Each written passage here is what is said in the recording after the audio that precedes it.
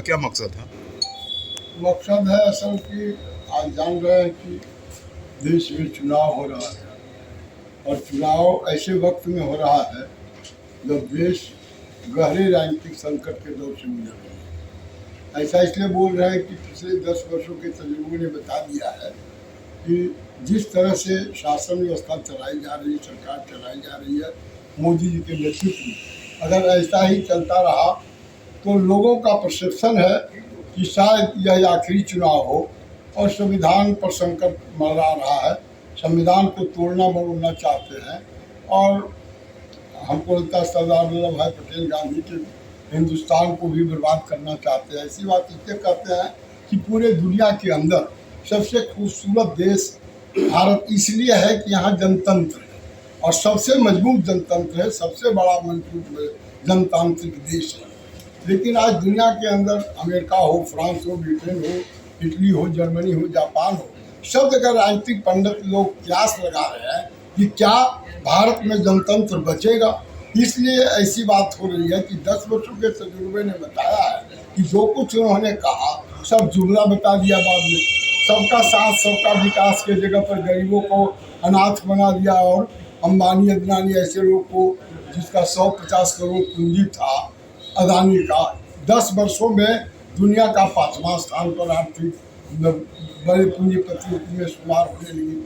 और इसी तरह से जो उन्होंने वादा किया था कि देश नौजवान देश है, यहाँ का 65% लोग युवा है, इसको हम रोजगार देंगे प्रतिवर्ष 2 करोड़। कहा था कि हम किसानों के फसल का लाभकारी मूल्य देंगे और इसी तरह से कहा था कि उसका कर्जा माफ करेंगे, भ्रष्टाचार मिटाएंगे, महंगाई दूर करेंगे, प्रत्येक के खाते में 15 लाख रुपया डालेंगे।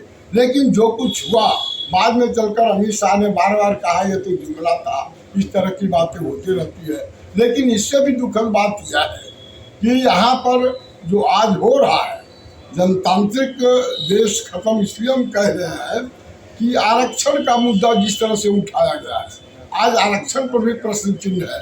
और फिर उससे भी बड़ी बात है बाबा अम्बेडकर ने जो वोट का अधिकार, गरीब हो अमीर हो, महल में रहने वाला हो, झोपड़ी में रहने वाला हो, अगड़ा हो, पिछड़ा हो, दलित हो, महादलित हो, सबको एक अधिकार दिया वोट देने का। संविधान अब कह रहे हैं कि अब की बार 400 पार हो जाएगा तो इनका कुछ लोग कहता है कि संविधान समाप्त कर देंगे और वोट का अधिकार भी छीन लेंगे और तानाशाही सरकार यहाँ बना देंगे। जाहिर बात है अब लगता ऐसा है जो कुछ बातें हो रही है और जिस तरह से लोग बोल रहे हैं, नेता लोग बोल रहे हैं और मोदी जी देश के शासन प्रशासन को छोड़कर चुनाव में जिस तरह से बोल गया है और चुनावी तंत्र देश का जो भी महकमा है, चाहे वो चुनाव आयोग हो, चाहे आईबी हो, ईडी हो, सबका इस्तेमाल वो अपने सत्ता में फिर से बैठने के लिए कर रहे हैं। लिहाजा यह कहा जा सकता है कि अगर वास्तव में देश में मोदी जी को हटाया नहीं गया तो निश्चित तौर पर देश के अंदर तानाशाह आ जाएगा। इसका एक पुख्ता सबूत है, कभी देश के अंदर महापर्व है चुनाव का, अभी बिहार के नहीं, झारखंड के और दिल्ली प्रदेश के 2 युवा होनहार मुख्यमंत्री को जेल के अंदर बंद कर दिया गया। 100 से ज़्यादा लोग अभी जेल के अंदर बंद इसलिए पॉलिटिकल महकमा के लोग कि उन लोगों ने प्रतिकार किया, उन लोगों ने विरोध किया और याद दिलाया मोदी को कि आपने जो वादा किया था वादा खिलाफी करिए, मुकर गया है। आज किसान जब आपके पास जाता है कि कर्जा माफ़ कर दीजिए, उसका 22,000 कर्जा नहीं माफ़ करते हैं, लेकिन 16 लाख एक कलम से आप अंबानी अदनानी टाटा बिरला से गांजा की रोज का कर्जा माफ कर देते हैं। उसी तरह से जब भी कहता है लहू और पसीना का हमको कीमत चाहिए किसान, तो लहू और पसीना का कीमत नहीं देते बल्कि लहूलुहान करके सड़कों पर 700 किसानों को सदा के लिए सुला देते हैं। और महंगाई का आलम क्या जो आप देख रहे हैं, आज से 10 वर्ष पहले रसोई गैस का कीमत मात्र 417 रुपये था और आज हो गया 1000 से पार टप गया। डीजल 37 रुपये था, 100 के करीब पहुंच गया। पेट्रोल 41 रुपये था, वो पहुंच गया 100 के पार। सोना 19,000 रुपये था और आज हो गया 77,000 रुपये का 10 घड़ी। एवं प्रकार से आप देखिएगा जीरा 1,000-1,200 रुपये प्रति किलो है, गोलकी 800 रुपये किलो है, लहसुन 300 रुपये किलो। एवं प्रकार से महंगाई के थपेड़ों से आज बिल्कुल देश का लोग, गरीब लोग, गुरबा बिल्कुल आहत है।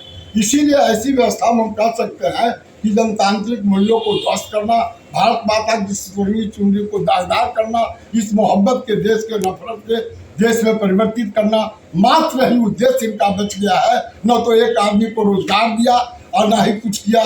प्रति व्यक्ति 100 सवा 100 करोड़ कर्जा था, 1,25,00,000 कर्जा था, आज 2,57,000 हो गया। इसी तरह से 42-47,000 बेरोजगार नौजवान हो गए। कोरोना के काल में आपने देखा कि 70 लाख लोगों को पैदल आना पड़ा 1200-1400 किलोमीटर से। उसमें बिहार का 70 लाख में 60 लाख बिहारी के कोख से पैदा लेने वाला गरीब का बेटा पिछड़ा था। उस पर भी कार्य हम आरक्षण समाप्त करेंगे। तो जाहिर बात है, आज देश के सामने बहुत बड़ा सवाल है कि बापू और पटेल के सपने को, भारत को यथावत रहने दिया जाएगा कि नहीं। सरदार वल्लभ भाई पटेल ने जो नक्शा दिया था इस देश का आज़ादी के बाद, मुंह, कान और सब दिया था, शरीर दिया था, उस पर सवाल या निशान हो गया है। और जातीय रंग जो जातीय करके चाहते हैं सांप्रदायिक शक्तियों के सामने से देश को टुकड़े टुकड़े में बांटना। ऐसी परिस्थिति में देश का सामने प्रश्न है। अच्छी बात है, हम जिस बिहार में हैं, हमने सुना, हम कोई आरजेडी के वर्कर नहीं है, आरजेडी के नेता नहीं है, लेकिन हमको लगता है कि एक व्यक्ति से बड़ा देश और देश से बड़ा एक व्यक्ति से बड़ा पार्टी होता है, पार्टी से बड़ा देश होता है। और आज देश को बचाने का सवाल है, देश के संविधान को बचाने का सवाल है, देश की एकता अखंडता को बचाने का सवाल है, देश के गांधी जमनी तहजीब को बचाने का सवाल है, जनतंत्र को बचाने का सवाल है।